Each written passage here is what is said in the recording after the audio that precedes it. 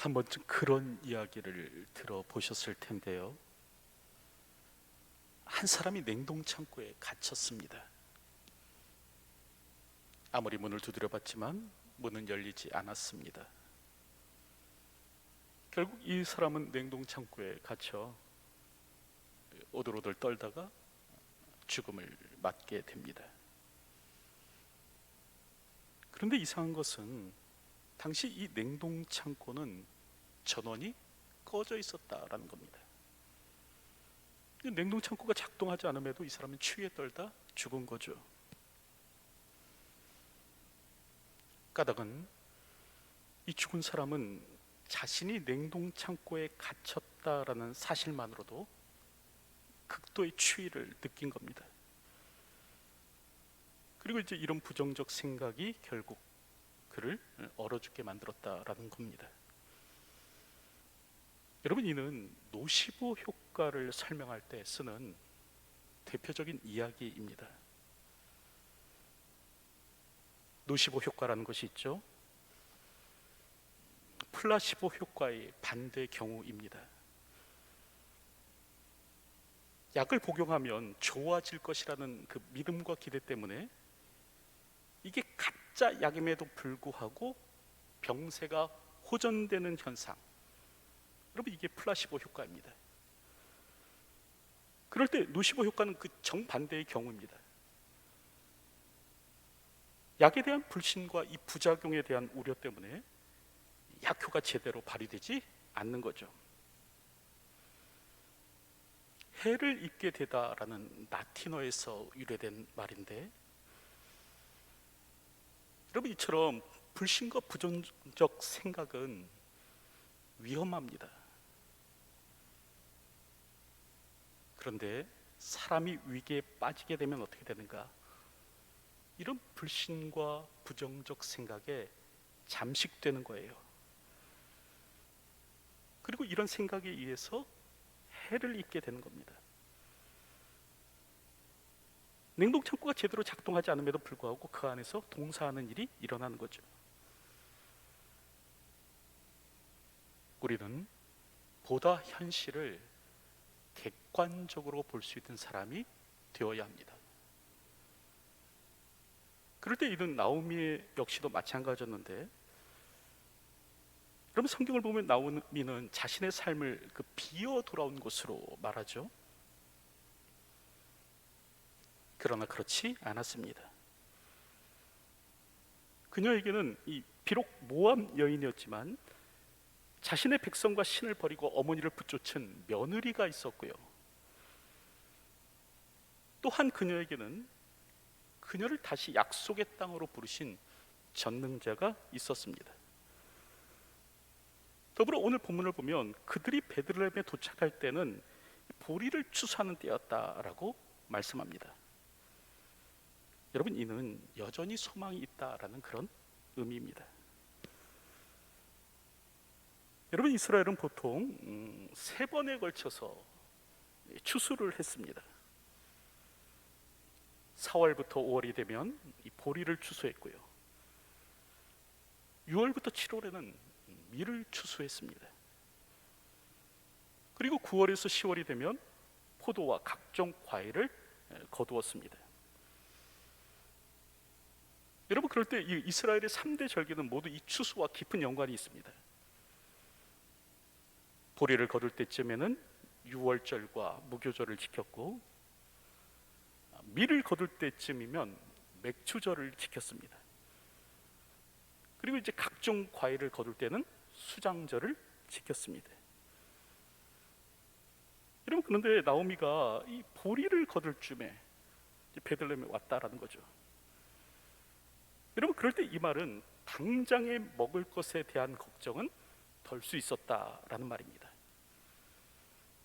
왜냐하면 2절의 말씀과 같이 이삭을 주우면 되었기 때문입니다.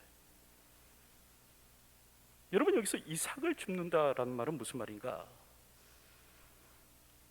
레위기 19장과 신명기 24장을 보면 하나님께서는 그 추수하는 그 당신의 백성들이, 하나님의 백성들이 해야 할 일에 대해서 말씀합니다. 곡식을 거둘 때 흘린 이삭은 줍지 말고 이 밭 모퉁이에 있는 곡식까지 다 베는 일을 해서는 안 된다 말씀하는 겁니다. 레위기 19장 9절부터 10절을 보면 너희가 너희의 땅에서 곡식을 거둘 때 너는 밭 모퉁이까지 다 거두지 말고 내 떨어진 이삭도 줍지 말며 내 포도원의 열매를 다 따지 말며 내 포도원에 떨어진 열매도 줍지 말고 가난한 사람과 거류민을 위하여 버려두라. 나는 너희의 하나님 여호와이니라. 그럼 그렇게 말씀하고 있고요. 이 신명기 24장 19절부터 21절을 보면 내가 밭에서 곡식을 벨 때 그 한 뭇을 밭에 잊어버렸거든. 다시 가서 가져오지 말고 나그네와 고아와 가부를 위하여 남겨두라. 그리하면 내 하나님 여호와께서 내 손으로 하는 모든 일에 복을 내리시리라.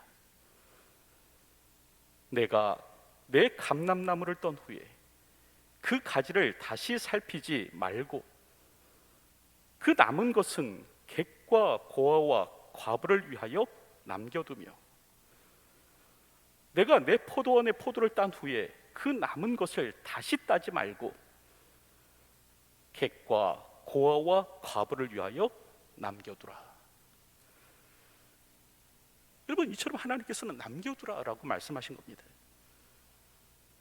여러분, 그럴 때 룻은 이 가난한 이들을 위해서 남겨진 밭에 이삭을 주면 되는 겁니다.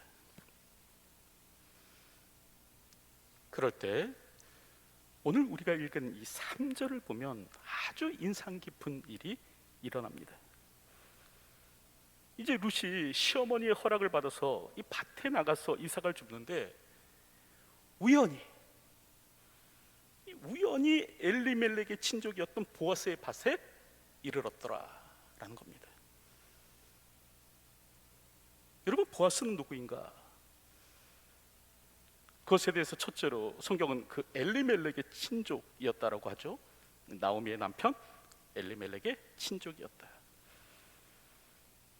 여기서 친족이라는 말은 뭐 요즘 말로 하면 좀 먼 친척이라고 말할 수 있을 것 같습니다. 이 성경에서 아비의 집이라고 불리는 이 직계 가족은 아니었고요. 하지만 이 지파 공동체보다는 가까운 혈족이었습니다. 같은 마을이나 인근에 살면서 동일한 이익이나 관심을 가지고 상호 보호하고 협조하는 이 대가족적 관계, 여러분, 이게 바로 친족이었습니다.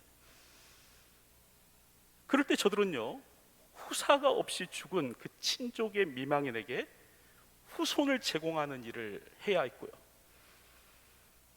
또 땅을 잃어버린 사람이 있다면 이 되찾아서 가문의 기업을 잇도록 해주어야 했습니다. 또 빚에 팔려 노예가 된 사람이 있다면 빚을 대신 갚고 속량해 주어야 했고, 억울하게 죽은 사람이 있다면 대신 원한을 갚아 주어야만 했습니다. 이게 바로 친족의 역할이에요. 여러분, 그럴 때 이 룻은 이 엘리멜렉의 친족이었던 이 보아스의 밭에 우연히 이르렀더라라는 거죠. 둘째로 그는 여러분 유력자였습니다. 1절을 보면 나오미의 남편 엘리멜렉의 친족으로 유력한 자가 있으니 그의 이름은 보아스더라 말씀하는데, 여러분, 여기서 이제 유력한 자라는 말이요, 히브리어로 기뽀르 하일입니다. 그럴 때 이 말은 첫째로 큰 부자를 나타낼 때 사용됩니다. 열왕기하 15장 20절을 보면 그 은을 이스라엘 모든 큰 부자에게서 강탈하여, 여러분, 그런 구절이 나오는데 여기서 이 큰 부자, 적당한 부자가 아닙니다. 큰 부자를 뭐라고 하는가? 이게 바로 기뽀르 하일입니다. 또 이 말은 재능 있는 사람을 나타낼 때도 사용됩니다. 역대상 9장 13절을 보면 하나님의 성전의 임무를 수행할 힘 있는 자는 이라는 말씀이 나오는데, 여기서 수행할 힘 있는 자, 여러분 이 말이 기뻐르 하일입니다. 그러나 성경에서는 더 종종 이 말이 어떤 의미로 사용되는가? 싸움에 능한 자, 용사라는 말로 사용됩니다. 그래서 사사기 6장 12절을 보면 그 여호와의 사자가 기드온에게 말하죠. 큰 용사여, 여호와께서 너와 함께 계시도다. 여러분, 그럴 때 여기서 큰 용사가 기뻐르 하일입니다. 그리고 시편 24편 8절을 보면 이 자기 백성을 위해서 싸우시는 능하신 하나님, 그 전사이신 하나님, 그 하나님의 용맹함과 맹렬함을 나타낼 때 사용되는 말이 무엇인가? 기뻐르 하일이에요. 영광의 왕이 누구시냐? 강하고 능한 여호와시요. 여러분, 여기서 강하고 능하신 이 말이 기뻐르 하일입니다. 여러분, 그럴 때 이 기뻐르 하일이라는 말은 구원이라는 말과 깊이 연계되어 있는 그런 의미인 것이에요. 단순하게 그냥 용맹하고 힘 있는 정도가 아니라 하나님의 구원을 떠오르도록 하는 말이다라는 거죠. 여러분, 그럴 때 보아스가 바로 그런 사람이었다라는 겁니다. 그런데 그런 사람의 밭에 우연히 룻이 이르렀더라, 그렇게 말씀하는 겁니다. 여러분, 그럴 때 우리가 기억해야 될 것이 무엇인가? 바로 이 우연은 하나님께서 일하시는 또 다른 방법이라는 겁니다. 여러분, 우리는 하나님의 일하심, 하나님의 섭리를 믿는 자들이죠. 여러분, 그럴 때 이 섭리란 이 피조물에 대한 사랑으로 그 뜻을 이루시는 하나님의 행위를 말합니다. 창조가 세상 만물이 존재하도록 만드는 하나님의 독특한 신적 능력의 행사라고 한다면, 여러분, 섭리는요, 그 창조된 피조물을 보존하시고 그 정하신 목적에 따라 운행하시며 이를 위해서 간섭하시는 하나님의 행사라고 할 수 있습니다. 다시 말하면 하나님께서는 세상을 창조하신 후에 방치하고 계시는 것이 아니라는 거예요. 하나님께서 정하신 그 목적에 따라서 이 세상을 운행하시며 간섭하고 계신다라는 거죠. 여러분, 그럴 때 하나님께서는 기적이라는 방법을 통해서도 역사하십니다. 하지만 더 보편적으로 하나님께서는 어떻게 섭리하고 어떻게 역사하시는가? 인간의 편에서 볼 때 마치 우연처럼 보이는 사건을 통해서 섭리하신다라는 겁니다. 여러분, 하나님은 기적으로만 섭리하시는 분이 아니십니다. 오늘 본문의 말씀과 같이 우연처럼 보이는 사건을 통해서도 섭리하십니다. 기적이 없기에 하나님의 일하심이 없는 것인가? 그렇지 않다라는 거예요. 그래서 오늘 본문을 보면 룻이요, 우연히 이 보아스의 밭으로 가게 되는 일이 생긴 겁니다.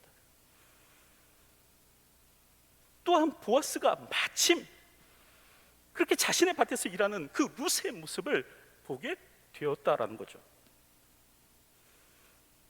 오늘 우리가 읽은 본문 룻기 2장 4절을 보면 마침이라고 말을 하죠. 마침 보아스가 베들레헴에서부터 와서 베는 자들에게 이르되라고 말씀합니다. 여러분, 여기서 이 마침이라는 단어가 히브리어로 힌네라는 말인데요, 이 놀라움을 표현할 때 쓰는 말입니다. 정말 놀랍게도 때마침 이 보아스가 자신의 밭으로 오는 일이 있었다라는 거죠. 여러분, 이처럼 오늘 본문에는 인간의 의도나 계획과 전혀 상관없이 마치 우연처럼 보이는 일을 통해서 한 유력자와 이방 여인이 만나는 일이 기록되어 있습니다. 여러분, 그럴 때 이 만남은 인간의 편에서는 볼 때는 굉장히 우연처럼 보이는 사건이에요. 하지만 하나님께서는 그 우연을 통해서 역사하시더라라는 거죠. 하나님께서는 마치 우연처럼 일어나는 일의 연속을 통해서 두 사람을 만나게 하시고, 이로 인해서 나오미의 깨어진 삶을 회복하여 가시더라라는 겁니다. 여러분, 그럴 때 이 우연은 익명으로 남고 싶어서 일하시는 하나님의 손길입니다. 하나님께서 자신을 확연하게 드러내지 않고 드러내지 않으시고 일하시기를 원하시는 그 하나님의 그 또 다른 섭리의 방편이라는 거예요.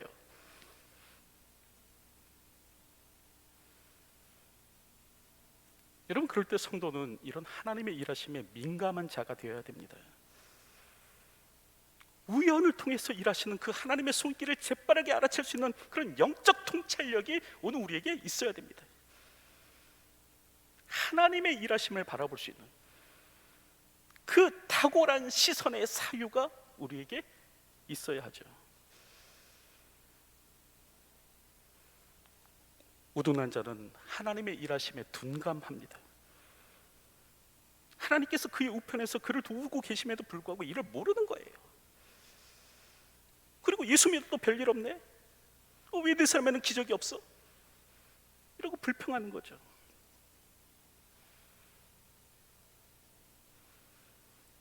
중국의 전설적인 명의가 있죠. 화타입니다. 이 사람은 이제 죽은 사람도 살려낸다라고 할 정도로 이 명성이 높았는데, 그러면 그런데 정작 화타는요, 자신의 의술이 삼형제 중에서 가장 미약하다, 그렇게 말을 했습니다. 자신의 첫 번째 형님은요, 그 사람의 얼굴빛만 보고도 병이 있음을 아는 거예요. 그래서 미리 조처해서 이 병이 큰 병이 되지 않도록 만드는 겁니다. 자신의 둘째 형님은요, 환자의 병이 미미한 상태에서 이를 알아보고 빨리 치료해서 그 사람을 고쳐내더라라는 거죠. 하지만 자신은 이 병이 커지고 고통 속에서 사람이 신음할 때 그 병을 알아채고 진귀한 약을 먹이고 살을 도려내므로 치료한다는 겁니다. 그런데도 명의로 소문난 것은 나다.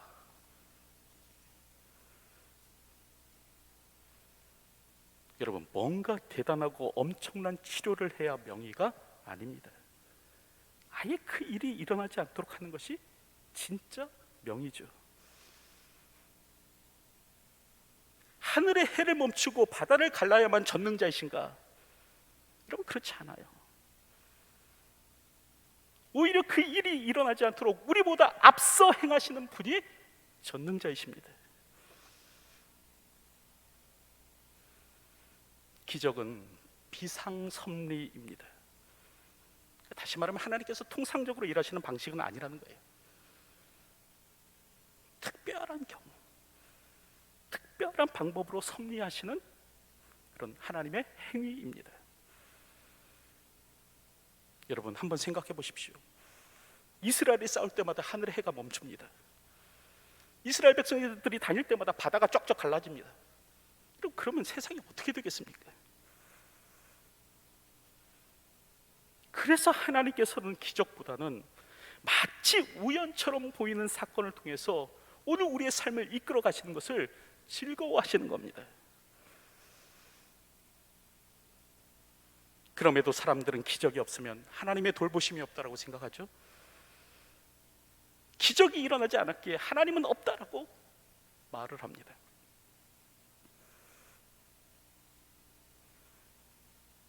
이제 바라기는 오늘도 우연을 통해서 일하시는 하나님의 손길을 볼 수 있는 자가 되기를 축원합니다.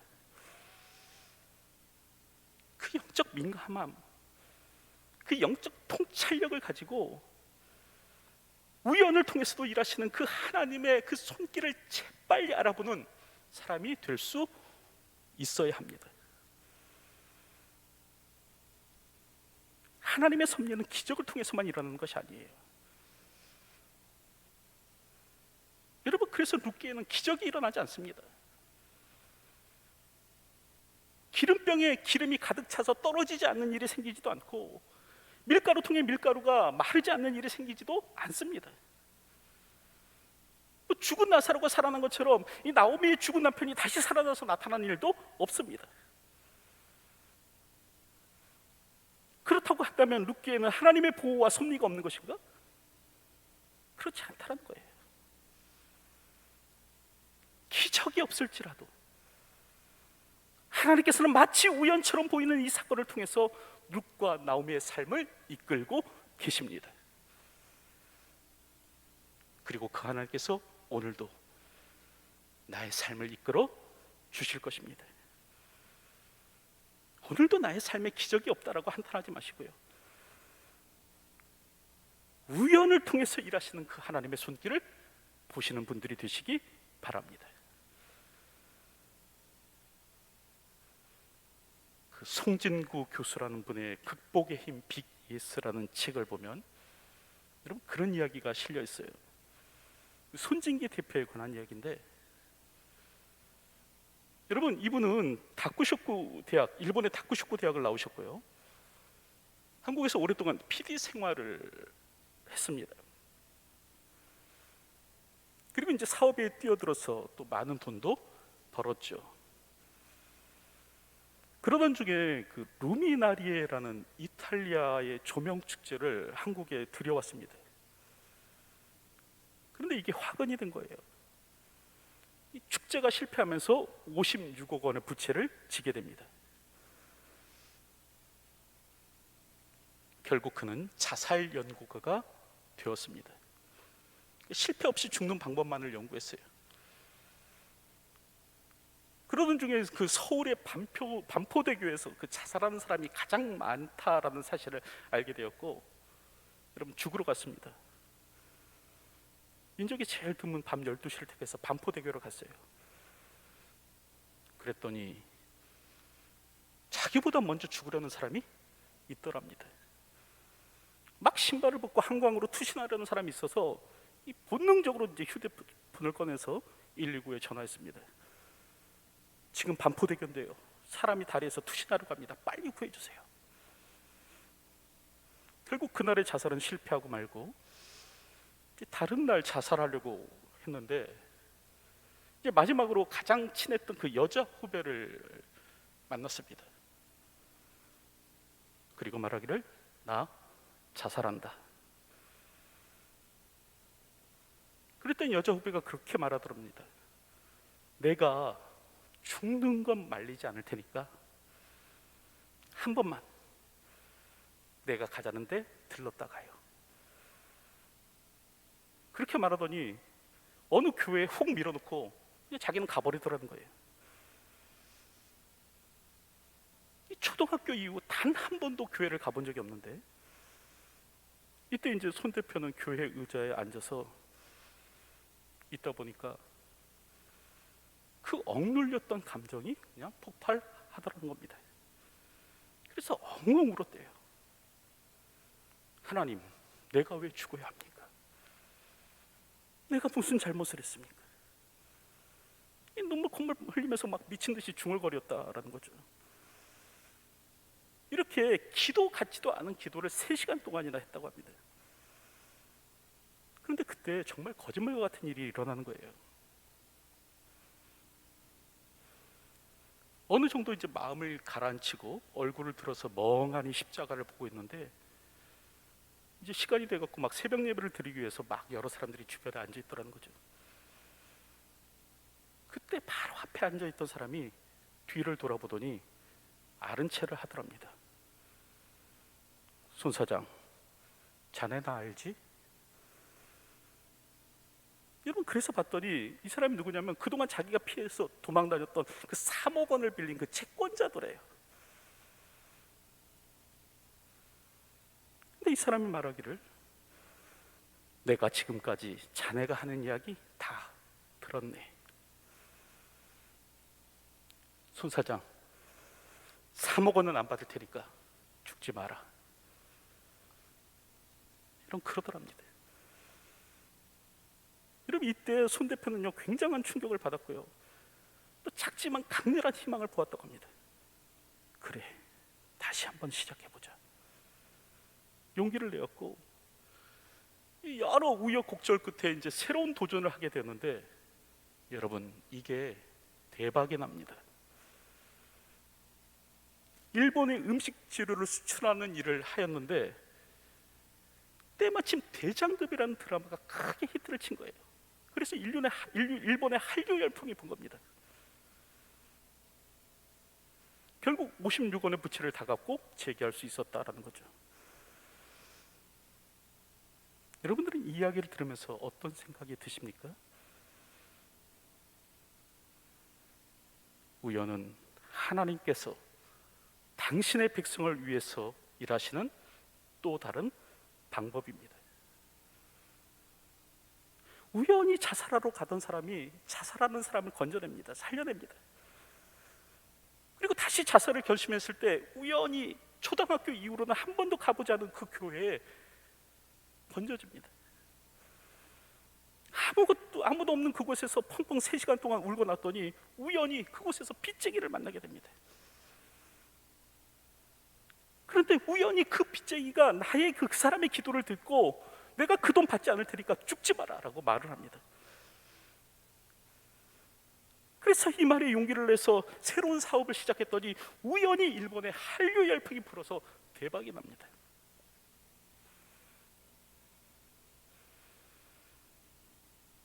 여러분, 우연은 하나님께서 당신의 백성을 위하여 일하시는 또 다른 방법입니다. 그러므로 낙심하거나 절망해서는 안 된다는 거예요. 오늘 우리는 우연을 통해서 일하시는 하나님을 바라볼 수 있어야 된다는 겁니다. 더불어 영적 통찰력을 가지십시오. 탁월한 사유의 시선으로 오늘도 우연처럼 보이는 일을 통해서 활동하시는 그 하나님을 볼 수 있기를 바랍니다. 기적은 비상섭리예요. 통상적으로 일어나는 일이 아니에요. 하나님은 기적보다는 우연을 통해서 일하기를 즐거워하십니다. 그럴 때 지난 날의 삶을 돌아보며 이 우연을 통해서 어떻게 하나님께서 나의 삶을 이끌어 오셨는가를 기억해낼 수 있는 분들이 되셨으면 합니다. 그리고 그것을 가족들과 나누십시오. 오늘도 그런 한 날이 되시기를 주님의 이름으로 축원드립니다. 기도하겠습니다. 하나님, 오늘도 살아계셔서 우연으로 우리의 삶을 이끄시는 분이 계심을 기억할 수 있도록 도와주시고, 오늘도 우리의 눈을 열어 하나님의 일하심과 섭리를 보는 자가 될 수 있도록 도와주시기를 소원합니다. 어려움 가운데 있을지라도 낙심하고 절망치 않도록 도와주시고, 오늘도 살아 역사하시며 이 땅을 섭리해 가시는 그 하나님을 기억하고, 오늘도 용기를 내어 이 땅을 살아가는 저희의 삶이 될 수 있도록 인도하여 주시옵소서. 예수님의 이름으로 기도하옵나이다. 아멘.